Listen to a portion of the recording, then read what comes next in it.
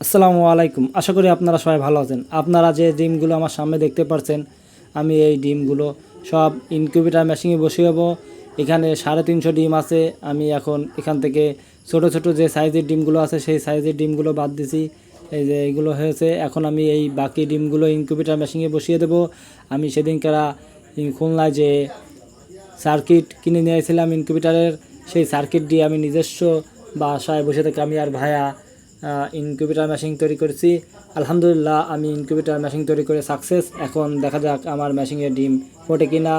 বিসমিল্লাহ বল, আমি ডিম বসিয়ে দিচ্ছি। আজ 310 পিস ডিম বসিয়ে দিলাম।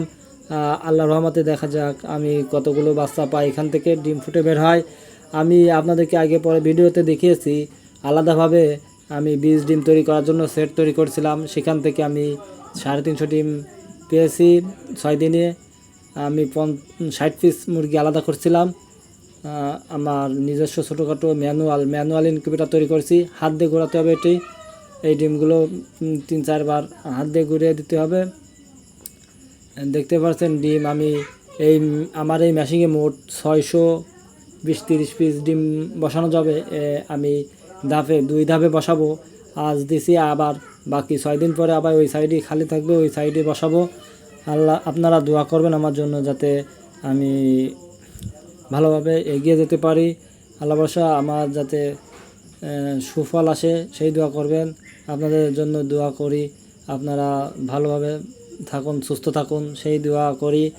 আর আমি বলি আরেকটি কথা, এই মেশিনে ডিম ফোটানোর জন্য আর্দ্রতা লাগবে আপনার গিয়ে 37.7 আর সর্বনিম্ন থাকা লাগবে 36.7 অথবা 8 দিলেই হবে। এজন্য আমি নিজেই তৈরি করেছি, আমি আর ভাইয়া দুজনে মিলে তৈরি করেছি এই মেশিনটি। আল্লাহ ভরসা, দেখা যাক আমি এখান থেকে ফলাফল কী আসে। আমি আজ ডিম বসিয়ে দিলাম। এই ডিম ফুটতে সময় লাগবে 18 দিন, 18 থেকে 19 দিন লাগবে, 19 দিন পর্যন্ত সময় লাগবে। আলহামদুলিল্লাহ, আমার ডিম সব সাজানো হয়ে গেছে। এখন আমি মেশিনের ঢাকনা দিয়ে আটকে দেব এর ভিতর। আপনারা দেখতে পাচ্ছেন দুই পাশে দুটো কুল ফ্যান রয়েছে। 3-4 দিন পর এখানে আমি পানি দেব হিউমিডিটির জন্য, হিউমিডিফায়ারের জন্য।